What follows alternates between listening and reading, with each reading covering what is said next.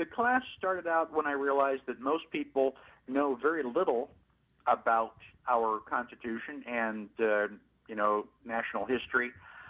In fact, I will wager that most of your listeners don't even know the first president of the United States. Who was the first president of the United States? Well, most people would guess that it was George Washington because that's what we've always been taught in school. However, the United States began in 1776 when we signed the Declaration of Independence. George Washington became president in 1789, 13 years later.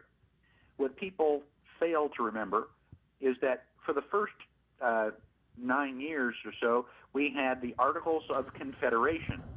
And under the Articles, we had a new chief executive every year. The first president of the United States was Samuel Huntington. The first president of the United States under the Constitution was George Washington. So your information is not completely wrong, but it's also not completely right.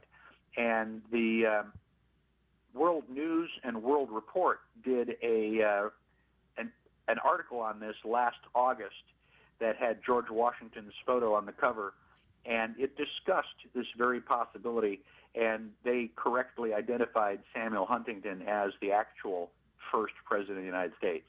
Really? That's amazing. I want to ask you one more thing. You had an encounter during the 2004 presidential election where you too got to test your own constitutional rights, and that was the ability as a candidate to be able to speak before a live audience, to be a part of the debate. Can you share exactly a little bit about what happened that day that some people may not be familiar with? Well, in October, George Bush and John Kerry were holding their second presidential debate in St. Louis, Missouri. David Cobb, the Green Party presidential candidate, and I basically joined forces. We gave a little speech, and we crossed the police line. We were immediately arrested, handcuffed, and put into a police van.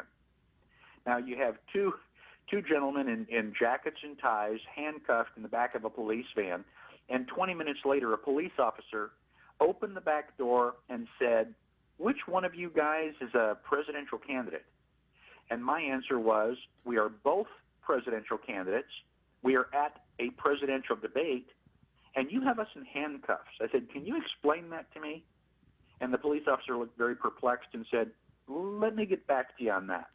So the only place that this information was published was on my website and on David Cobb's website. My website had over 1 million hits that afternoon because they eventually took us off to jail. They released us at midnight. But for 4 hours, my campaign manager and the rest of the world had no idea what my actual location was. And they were doing 15-minute updates on my blog.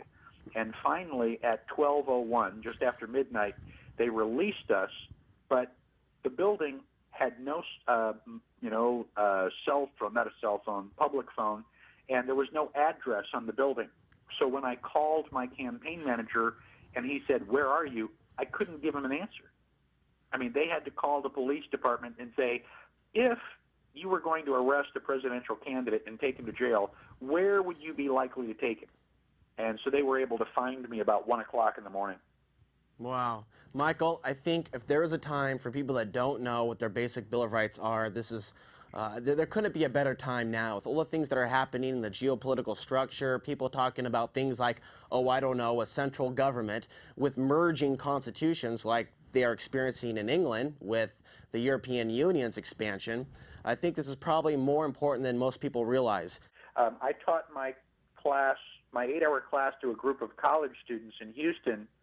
They subsequently dragged me to a coffee house and asked me questions for 5 more hours. I finally had to beg to just be, I had to go and get some sleep because I was exhausted after 14 continuous hours talking to college students who usually don't stay awake that long without beer and pizza. I got a short attention span, I can understand, but it's probably very empowering for you to see young people interested in an issue like this. Well, I love to talk to college students. My first question is, how many people plan to live at home with mom and dad 5 years from now? Nobody raises their hand.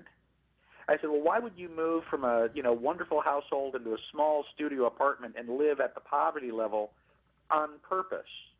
And the answer is liberty. You want to make your own decisions. And my final question is, if you won't allow mom and dad to make decisions for you, then why would you allow the government to make decisions for you?